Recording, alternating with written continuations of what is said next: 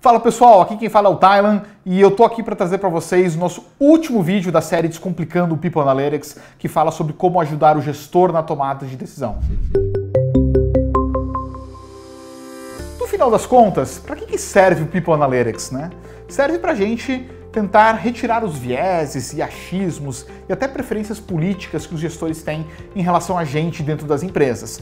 Com números e com dados, a gente consegue analisar as coisas de uma forma mais objetiva. E na implementação de People Analytics dentro das empresas, um erro muito comum que eu vejo acontecer é o RH às vezes ir muito para cima do gestor de uma maneira um pouco agressiva. Agora eu tenho os dados, então eu sei mais do que você. E essa postura muitas vezes faz com que os gestores fiquem muito resistentes a técnicas de People Analytics dentro da empresa. Então a maneira correta de você fazer é mostrar para o gestor que os dados estão ali para ajudar ele no processo de tomada de decisão. Os dados são um suporte e não a verdade absoluta e a decisão em si.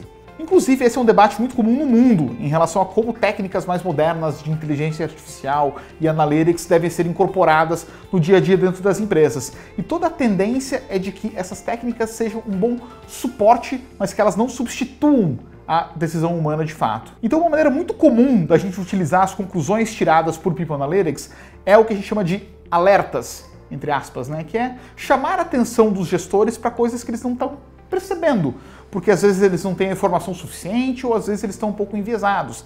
Então, às vezes, pode ter uma equipe que esteja se desmotivando e o gestor não está percebendo, porque às vezes ele está preocupado com alguma outra entrega que ele tem que fazer ou com a relação que ele tem com o gestor dele, enfim. E nessas horas que o RH pode ajudar muito, trazendo esses dados para o gestor.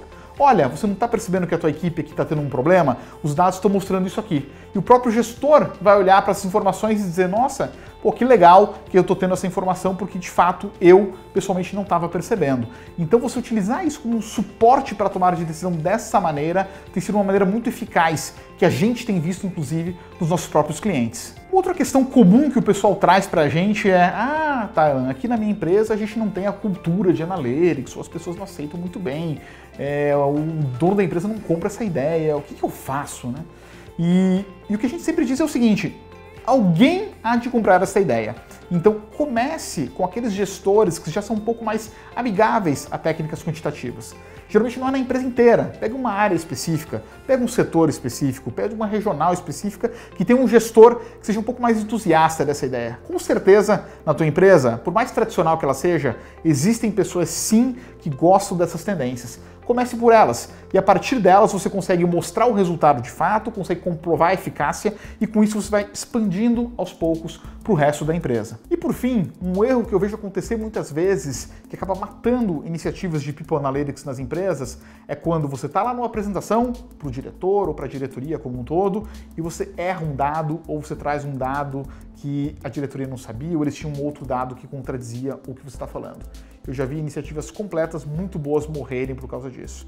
Você traz lá e o diretor fala, mas que eu saiba esse dado não é bem esse.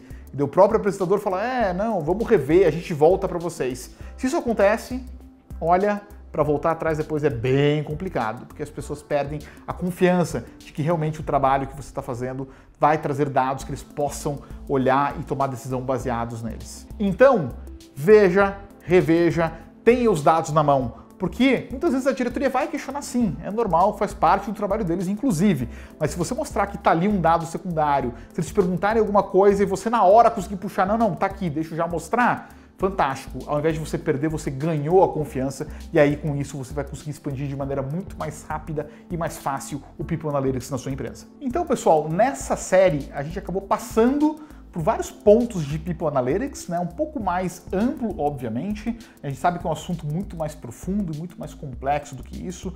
Inclusive a gente mesmo, né, se dedicou aí os últimos 4 anos para tentar montar um sistema que ajuda nesse sentido, né, que ajuda as empresas a implementarem People Analytics dentro delas. Inclusive tem um link aí embaixo, quem quiser saber um pouco mais, a gente vai ter mais conteúdos, a gente tem cases lá, fique à vontade, clica lá, tem bastante coisa para vocês olharem quem realmente tem interesse nesse assunto. E trazendo um pouco aí de tudo que a gente passou por essa série, né?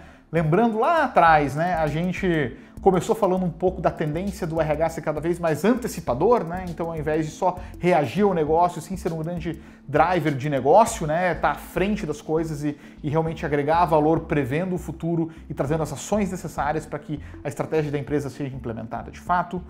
Depois a gente trouxe lá os pilares de People Analytics, né? Lembrando lá, né, que era a estratégia, a ciência, a estatística e os sistemas, né? Então é muito importante a gente pensar sempre nesses 4 grandes pontos. Depois a gente deu uma pincelada ali por inteligência artificial, né, desmistificando um pouco esse negócio e lembrando que o mais importante é o que a gente alimenta nessas máquinas, né? Então o que a gente coloca de entrada e como é que a gente dá o feedback para elas.